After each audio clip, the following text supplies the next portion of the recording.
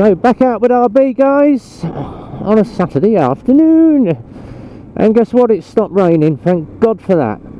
So out and putting some test mileage on this. And the customer has asked for this one ASAP. So pulled out all the stops to get this turned around in about a week. So hence the reason I've got to slam a load of test mileage on this thing.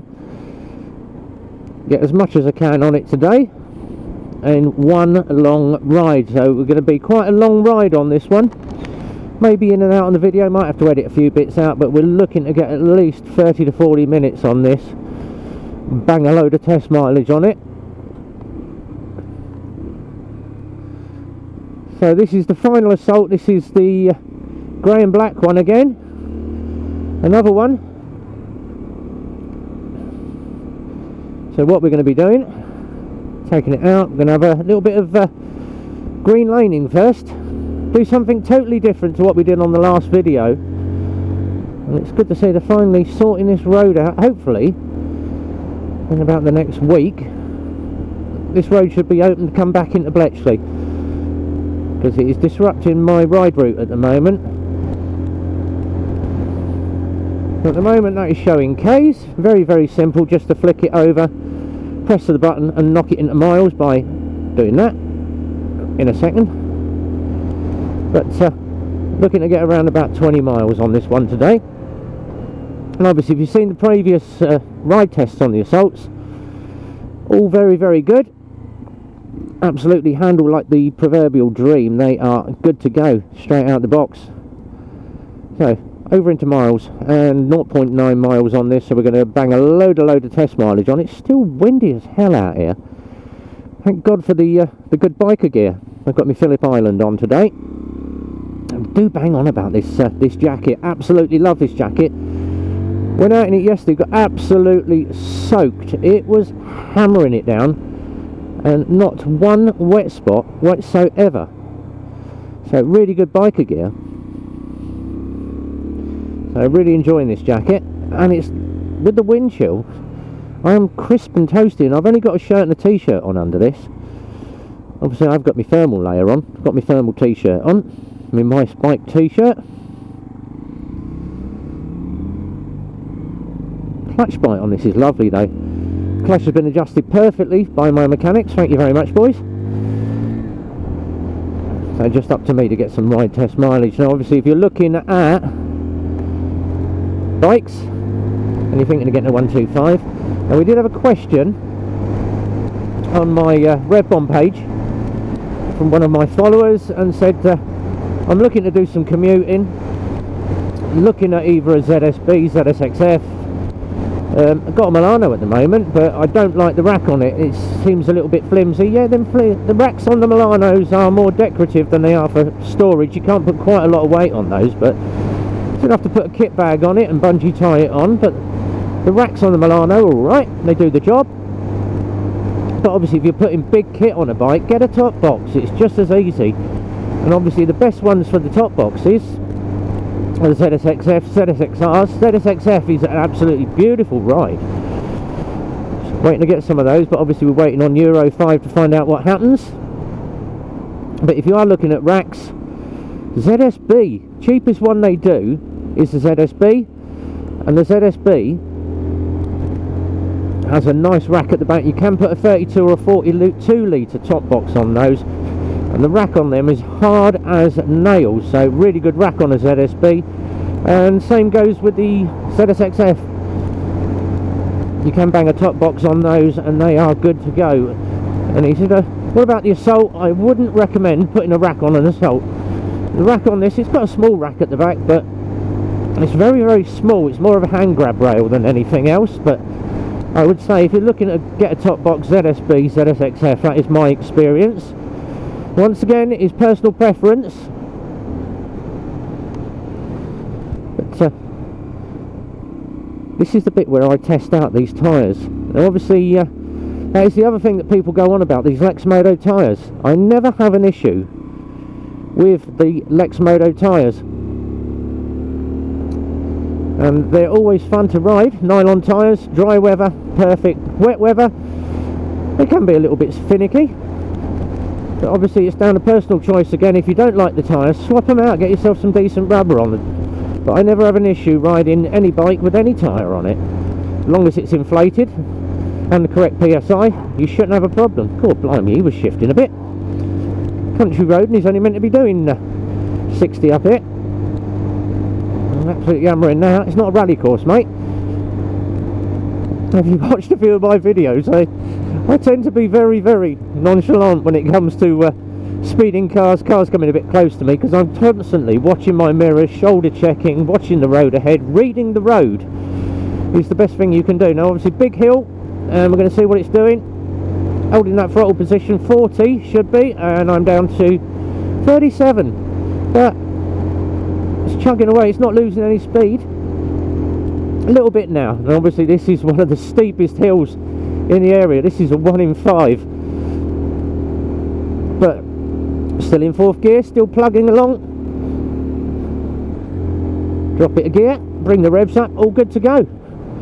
So yep, absolutely perfect. Now the fun begins. Obviously see what these are like. Green laning.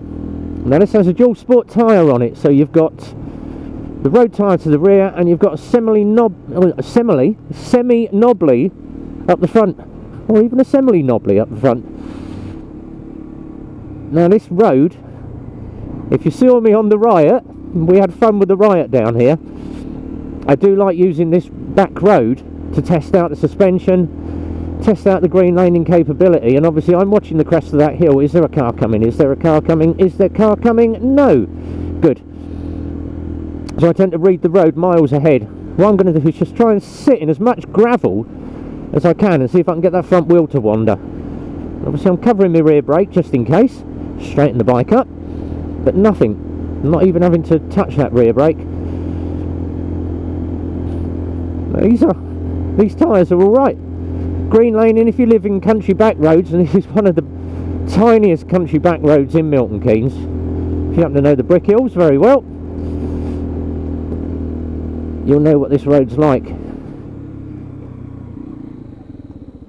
Obviously all the cyclists love this place.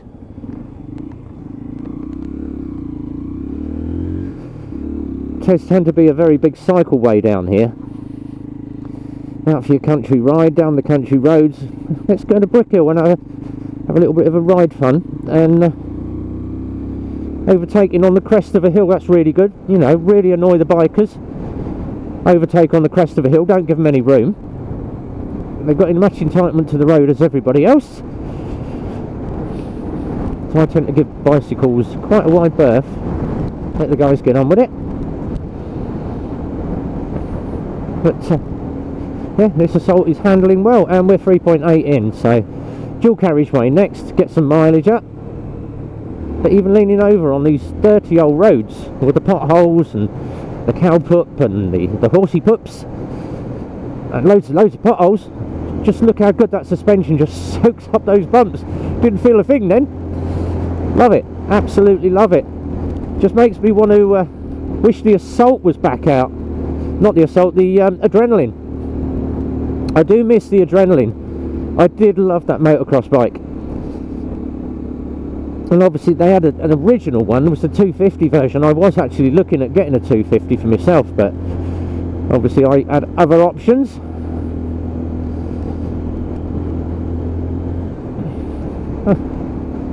Almost home.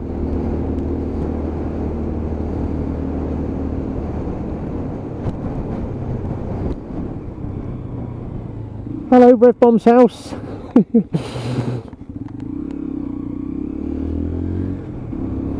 Don't going to give away too much.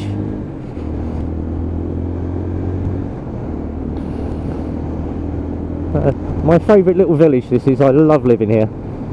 It is peaceful, it is quiet, it's horses, and we are literally 2 minutes from the city. Love it. And everybody's just so friendly up here as well.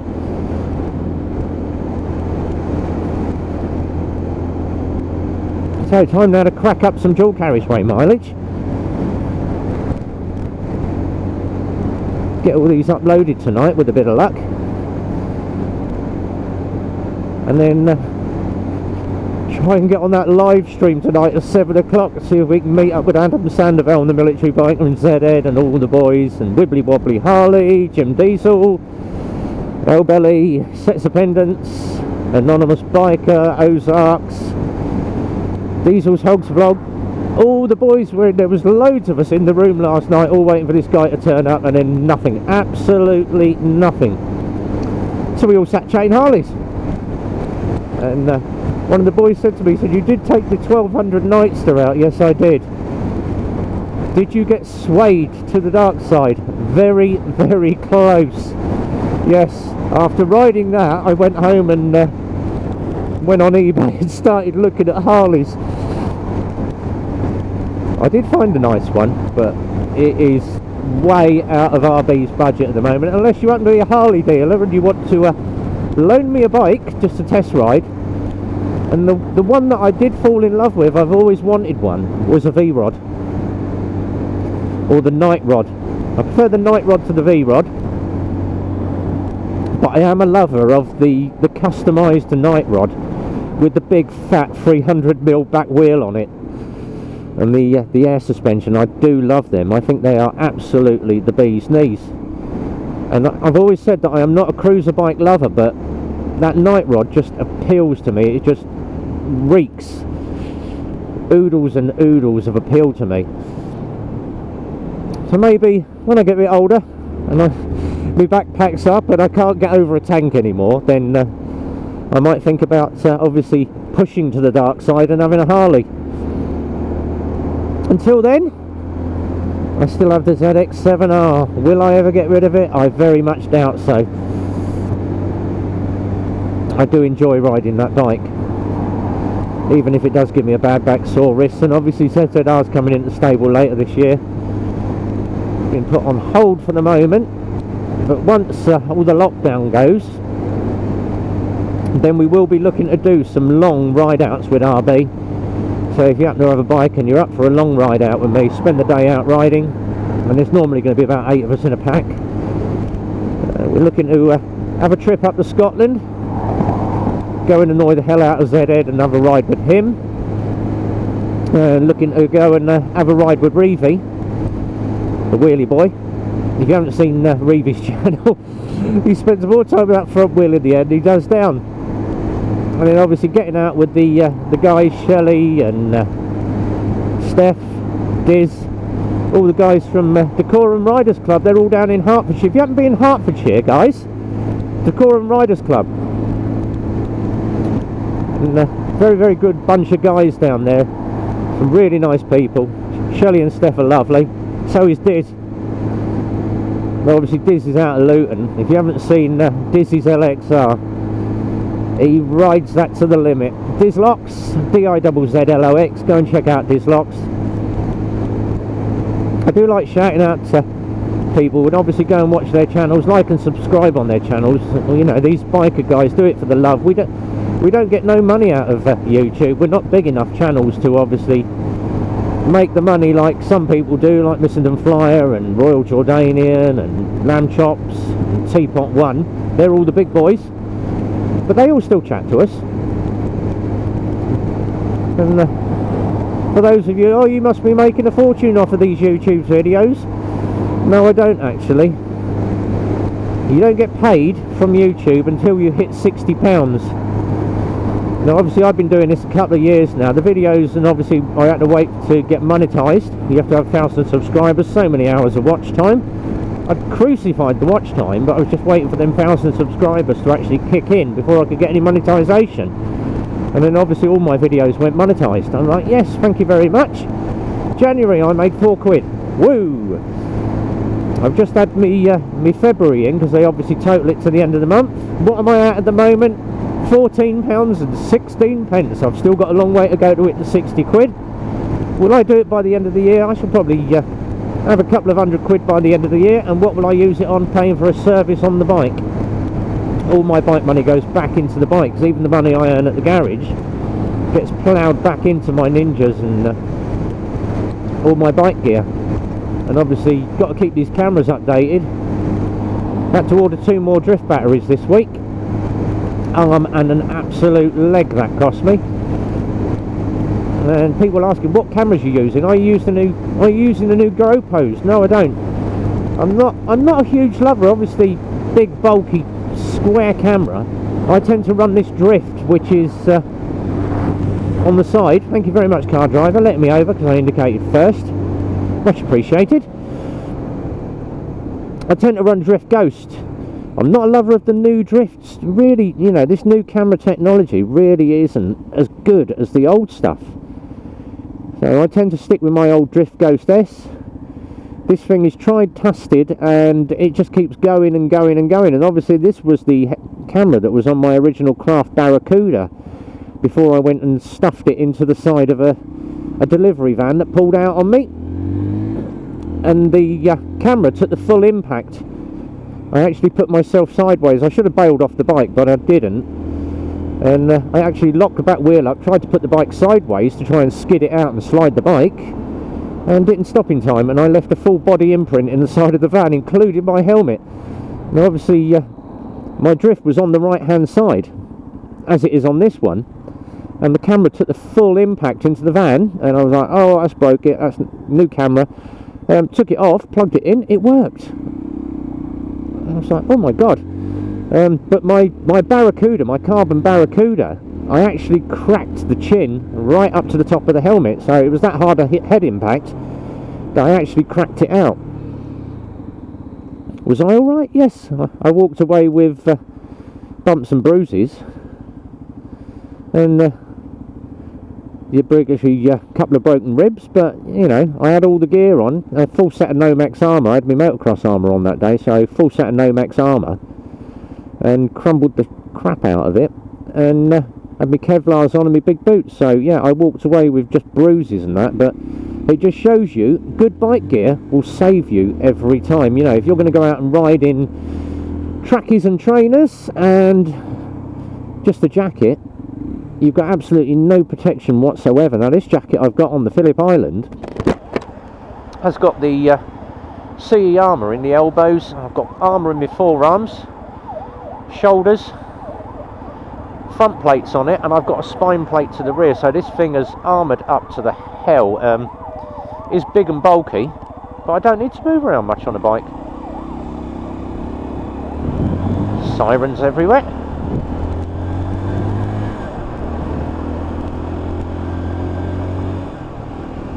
Something's going on, don't know what.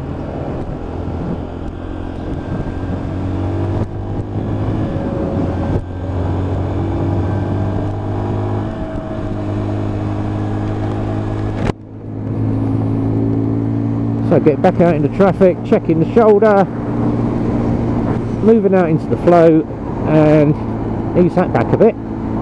2 miles over what I'm meant to be allowed. Nice steady 45.